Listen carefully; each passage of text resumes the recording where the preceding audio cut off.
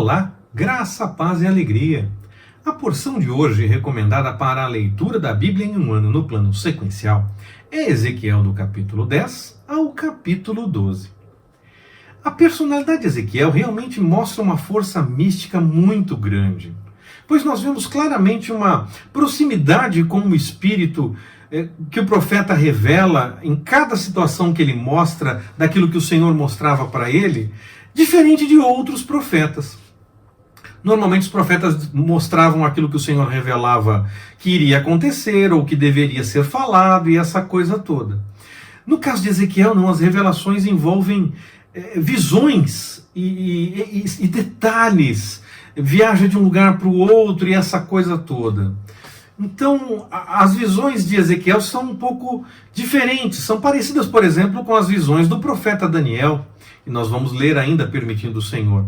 Os outros profetas, muitas vezes, revelam o normal, que revelem alguma coisa que o Senhor mostrou que está por acontecer, ou alguma situação específica para usar como se fosse uma parábola, ou alguma representação com alguma coisa que eles deveriam fazer durante a sua caminhada, a sua vida. Mas no caso de Ezequiel e Daniel, parece que isso vai além, tem um pouco mais. E nós vemos isso realmente de forma muito clara no seu livro. Isso tanto pensando a respeito do conteúdo das visões, como também com a frequência com a qual o Senhor vinha até ele. Parece que Ezequiel tinha visões constantes e o Senhor sempre revelava algo novo para ele, tinha algo para falar através dele. No seu livro, o profeta se mostra bastante familiarizado com os preceitos da religião judaica e com o templo de Salomão.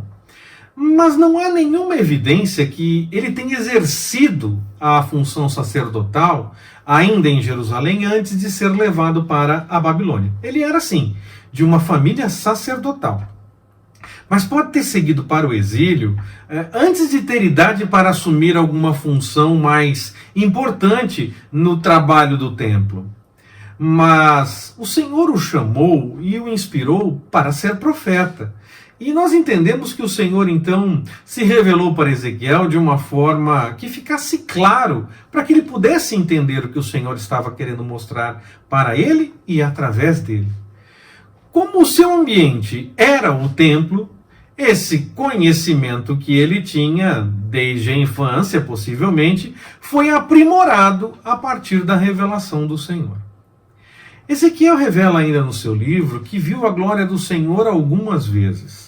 Sempre tem alguma revelação depois disso, alguma informação, quer seja apontando para um juízo, mostrando as razões para que isso aconteça, ou até mesmo mostrando a restauração que o Senhor tem para realizar. Nós aprendemos com a visão de Ezequiel que nós devemos seguir em frente com a vontade do Senhor, pois aqueles seres que ele vê seguem em frente e seguem realizando aquilo que o Senhor orientava. Deixamos, então, de lado a nossa vontade e deixamos de lado também as coisas erradas que fazemos, nos arrependemos, buscamos o perdão do Senhor e seguimos adiante, na direção da vontade dele. Ezequiel, como eu falei, muitas vezes nas visões ele vai de um lugar para o outro e essa coisa toda. Ele vai para Jerusalém, volta para a terra dos caldeus. O Senhor mostra os erros cometidos por aqueles que ainda estavam em Jerusalém, mostra a morte de quem desobedecia à vontade do Senhor, pelo menos de uma pessoa na porção de hoje.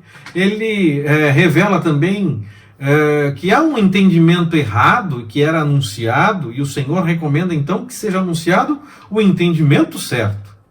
Ezequiel começa a se preocupar no meio de tudo isso, pois teme que mesmo aqueles que sobraram, depois de todas essas situações de invasão, levada para exílio, e agora vai se aproximando a queda realmente de Jerusalém, a cidade está para ser destruída, ele começa a se preocupar, pois ele teme que mesmo os que sobraram não iriam permanecer. Ele clama ao Senhor por conta dessa preocupação. Ele não fica guardando isso para si. Ele busca no Senhor o entendimento e busca no Senhor a provisão. E ele intercede, inclusive, por esses que sobraram quando faz isso, na esperança que possam, então, dar continuidade ao desenvolvimento da nação no tempo certo, no tempo devido. E o Senhor deixa claro que esse dia ia chegar. E que o coração daqueles que restassem seria transformado para obedecer à vontade dele. Talvez aqui aponte mais do que simplesmente para a volta para a terra, para Jerusalém, quando acontecer essa volta, quando ela se torna realidade. E talvez também esteja apontando para mais que apenas o povo da aliança. Pode apontar também para a conversão de tantas outras pessoas depois do ministério de Jesus, quando alcança também os gentios. Bem como pode apontar também para o reinado milenar de Cristo. Essas situações todas estão no meio dessa profecia, pelo menos entendo dessa forma. No capítulo 12, especificamente, nós vemos o Senhor chamando Ezequiel para uma representação de ida para o cativeiro. Mas ele já estava no cativeiro, ele estava na terra dos caldeus. No entanto, estava chegando a hora da queda de Jerusalém definitiva, quando a cidade ia ser invadida, queimada, quebrada e essas coisas todas. E aqueles que ainda não tinham ido para o cativeiro, logo iriam. Bom, alguns. Porque a punição começava antes mesmo da tomada de Jerusalém, com a fome e as doenças durante o cerco de Babilônia. E quando nós lemos o livro do profeta Jeremias, nós vimos que esse cerco durou aproximadamente 1 ano e meio. Cidade cercada, não entra comida, não sai ninguém, não entra ninguém, fica à mercê do que tem e do que está por acontecer. Alguns iriam morrer também na batalha, quando ela se tornasse real. Ou até mesmo como punição por parte do rei Nabucodonosor, depois da tomada de Jerusalém. Alguns são presos, levados até ele, e aí então vem a sentença que era para matar essas pessoas. Outros, desses que sobravam, muitos iriam para o exílio. Alguns também ficariam na terra, os mais pobres ficariam na terra. Nós lemos também isso lá no livro do profeta Jeremias, quando fizemos essa leitura. Por isso o Senhor chama Ezequiel a fazer esse anúncio com essa representação.